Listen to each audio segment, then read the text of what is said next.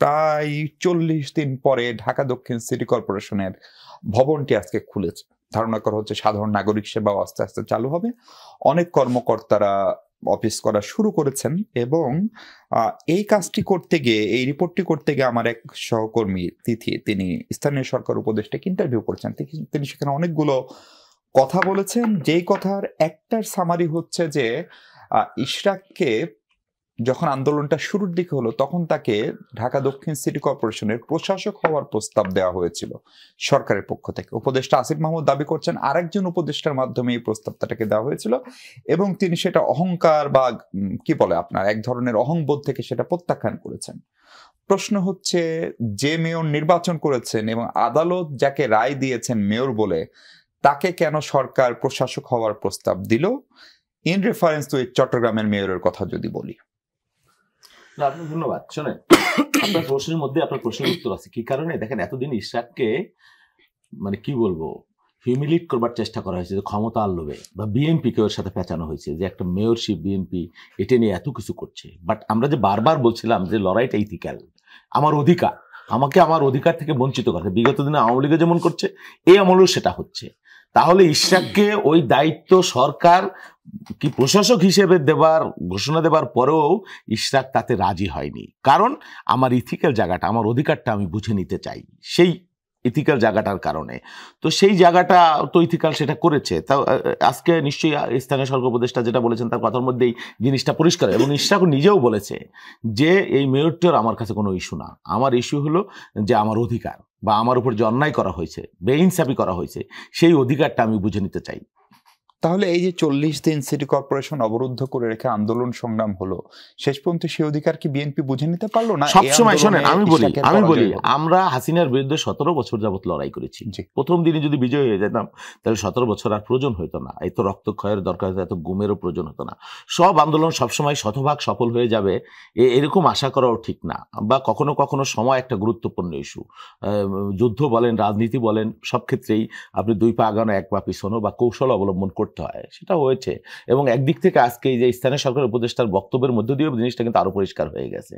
ইশরাক যেটা বলেছিল যে আমরা আমার অধিকারটার জন্য আমি লড়াই করছি। কিন্তু বলবো, আমি নিশ্চিত অনেকে এই প্রশ্নটা করে যে আপনারা যেহেতু আওয়ামী লীগের সময়ের সব নির্বাচনের সমালোচনা করেন, নির্বাচনগুলোকে অগ্রহণযোগ্য বলেন, তাহলে সেই নির্বাচনের ফলাফল কিভাবে গ্রহণযোগ্য? পুরনো প্রশ্ন। আমি বলি অবশ্যই সেই নির্বাচনগুলো অগ্রহণযোগ্য। কেন আরো অগ্রহণযোগ্য হলো? অগ্রহণযোগ্য হলো এই কারণে যে আমার অধিকার সেই নির্বাচনে জোর করে ছিনিয়ে নেওয়া হয়েছে, ভোট রিগিং করা হয়েছে, কারচুপি করা হয়েছে, ডাকাতি করা হয়েছে। এখন কেউ যদি বলে বা কোর্ট যদি বলে, আদালত যদি বলে যে হ্যাঁ তোমার অধিকার ছিনিয়ে নেওয়া হয়েছে, তোমার অধিকারটা আমি ফিরিয়ে দিলাম, তাহলে কি সেটার অবৈধ থাকে? ওই 5 বছর যতক্ষণ করেছে সেটা অবৈধভাবে চালিয়েছে, গায়ের জোরে চালিয়েছে বা কুক্ষিগত করেছে। কিন্তু যতক্ষণ যেই মুহূর্ত পর্যন্ত সেটা পূর্বের জায়গায় ফিরে আসলো, তখনই সেটা ইনসাফ প্রতিষ্ঠিত হলো, সত্য প্রতিষ্ঠিত হলো, ন্যায় প্রতিষ্ঠিত হলো। তাহলে সেটাকে আপনারা কিভাবে কেন ওই অর্থে বলছেন? জি শরীফ ভাই, এই প্রশ্নটাই আপনার কাছে করতে চাই যে ধরেন সরকারের পক্ষ থেকে ইশরাক সাহেবকে যখন ঢাকা দক্ষিণের মেয়র হওয়ার প্রস্তাব, কি বলে প্রশাসক হওয়ার প্রস্তাব দেওয়া হলো, বিপরীতে চট্টগ্রামে বিএনপির নেতা তিনি এবং চট্টগ্রামের রাজনীতিতে তিনি অনেক বড় ফ্যাক্টরও বটে, তাকে আবার মেয়র হিসেবে শপথ নিতে দিয়ে তিনি দায়িত্ব পালন করছেন। এই দুইটো জায়গায় ভিন্ন ভিন্ন অবস্থানের কারণটা কি সরকার? এটি কি একটি ঢাকার নিয়ন্ত্রণ নেওয়া না নেওয়ার সঙ্গে কোনো সম্পর্ক থাকে? তাই সেইটা অনেকেই বলেন, তাই যদি হয় তাহলে আবার উনি প্রশাসক হলেও তো সেই তার সক্ষমতা বা নিয়ন্ত্রণটা থাকতো নিশ্চয়ই। ধন্যবাদ দর্শক শ্রোতাদেরকে, সাথের আলোচকদেরকে শুভেচ্ছা। আপনি যথার্থই বলেছেন যে সরকারের মধ্যে একটা প্রবণতা আছে কতগুলো জায়গাকে নিয়ন্ত্রণের মধ্যে রাখা, নিজেদের লোকজনকে সেখানে প্রোভাইড করা। আপনি এই যে সরকারটা গঠিত হয়েছে একটা গণ অভ্যুত্থানের পরে রাজনৈতিক দলগুলোর সক্রিয় সমর্থনের ভেতর থেকে, কিন্তু সিটি কর্পোরেশনে সরকার যাদেরকে দায়িত্ব দিল, কোন রাজনৈতিক দলের সাথে কি কথা বলেছে? কথা বলে। সেকেন্ড হচ্ছে, যাদেরকে দায়িত্ব দেওয়া হলো এদের মধ্যে কেউকে নিয়ে প্রচুর বিতর্ক হচ্ছে, যাদেরকে আপনি প্রশাসকের দায়িত্ব দিয়েছেন। থার্ড হলো, আপনি যে বিষয়টি বললেন ইশরাক হোসেনকে যে প্রস্তাবটা দেওয়া হয়েছিল, আমি মনে করি যে তাকে এক ধরনের অসম্মান করা। কারণ তিনি একজন পলিটিশিয়ান, তিনি নির্বাচন করেছেন, তার বাবাও ইলেক্টেড মেয়র ছিলেন এখানে। তাকে আপনি একটা সিলেকশনের, আপনি উদাহরণটা দিলেন চট্টগ্রামে আদালতের নির্দেশ আপনি মানলেন, এখানে আপনি মানছেন না, এবং এই যে প্রস্তাবনাটা, এই প্রস্তাবনাটা আমি মনে করি যে শুধুমাত্র স্থানীয় সরকারের উপদেষ্টা দেননি। এই ধরনের একটা গুরুত্বপূর্ণ প্রস্তাব দেওয়াটা এটা সরকারের সিদ্ধান্ত, সুতরাং এর দায়ভার কেবলমাত্র একজন উপদেষ্টার হাতে আমি দিতে রাজি না। আমি মনে করি যে প্রধান উপদেষ্টার থেকে পুরো তার টিম সিদ্ধান্ত নিয়ে এই কাজটি করেছে, এবং মূল টার্গেটটা হচ্ছে সিটি কর্পোরেশনটাকে যে কোনো মূল্যে হোক নিজেদের নিয়ন্ত্রণে রাখা। এখন সরকার শরীফ ভাই যদি নিয়ন্ত্রণে রাখতে চায় তাহলে ইশরাক হোসেনকে কেন প্রস্তাব দিবে প্রশাসক হবার? তাইলে তো মোহাম্মদ এজাজের মতো নিজেদের কাউকে ওই জায়গাটায় আসি। এই কারণে প্রস্তাবটা দেওয়া যে ইশরাক তো নেবেন না জানেন হয়তো, এই কারণে প্রস্তাবটা দেওয়া সেটা হচ্ছে যে উপদেষ্টা তিনি সিটি কর্পোরেশনে বসছেন, রেগুলার কাজগুলো তিনি দেখছেন, একই সঙ্গে ইশরাকের সাথে পাওয়ারটা একটু ভাগাভাগি করে নেওয়া, একটা অংশ তোমার হাতে থাকলো, একটা অংশ আমার হাতে থাকলো। পুরোপুরি যদি মেয়রের দায়িত্বটা আদালতের নির্দেশ মেনে এই কাজটি করতে যায় তাহলে পুরো নিয়ন্ত্রণ বা কর্তৃত্বটা ইশরাক হাসানের সাথে চলে যায়।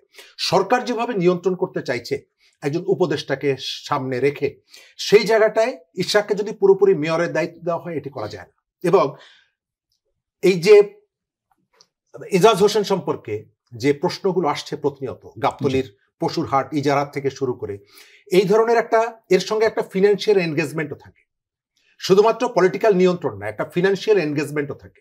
যদি এর সঙ্গে একটা সিন্ডিকেট করে, একটা গ্রুপ করে এটিকে যদি পরিচালনা করা যায় তাহলে ওই এনগেজমেন্টের যে জায়গাটা, কতগুলো বেনিফিট এখানে নানা জায়গায় ভাগাভাগি হতে পারে। এবং আপনার খেয়াল আছে যে আমাদের এখানে এই ধরনের একটা বিভিন্ন জায়গা থেকে প্রতিনিধিদেরকে নিয়ে এসে একটা রাজনৈতিক মেরুকরণ ঘটানোর একটা প্রচেষ্টা কিন্তু ছিল স্থানীয় সরকারকে বেস করে। সেই চেষ্টাটা, সেই চিন্তাটা সরকারের কাছে নেই, এটাই আমি এখনো বিশ্বাস করি না। আর এই সিদ্ধান্তটা সর্বোচ্চ জায়গা থেকে সবার আলাপ আলোচনার মধ্যে দিয়ে এসেছে। আর শেষ জায়গাটা হচ্ছে যে সরকার এই কথাগুলো, ইশরাক হোসেন অনেকদিন ধরে আন্দোলন করছে, বিভিন্ন জায়গা থেকে বলা হচ্ছে, রেফারেন্স দিয়ে বলা হচ্ছে যে এই কারণে তার এটি প্রাপ্য, তাকে এখানে বসানো দরকার, তারপরে সরকার কেন শুনছে না, এই প্রশ্নটি আসতে পারে। আজকে ডক্টর হোসেন জিল্লুর রহমান একটা চমৎকার কথা বলেছেন, আপনি খেয়াল করেছেন কিনা আমি জানি না। তিনি বলেছেন যে এই সরকারের মধ্যে আমি একটা কুম্ভকর্ণের সিনড্রোম দেখতে পাচ্ছি। সরকার সবার কথা শুনে, অনেক কথা শুনে, কিন্তু সেই অনুযায়ী কাজ করে না, অ্যাকশন করে না। তো আমিও দেখতে পাচ্ছি যে বিভিন্ন জায়গা থেকে সরকার শুনছে, কথা শুনছে, কিন্তু মানুষ যেটা চাইছে সরকার সেটি করছে না। সরকারের নিজস্ব একটা এজেন্ডা আছে, নিজস্ব একটা অবজেক্টিভ আছে এবং একটা ফরম্যাট আছে, সেই ফরম্যাটের বাইরে।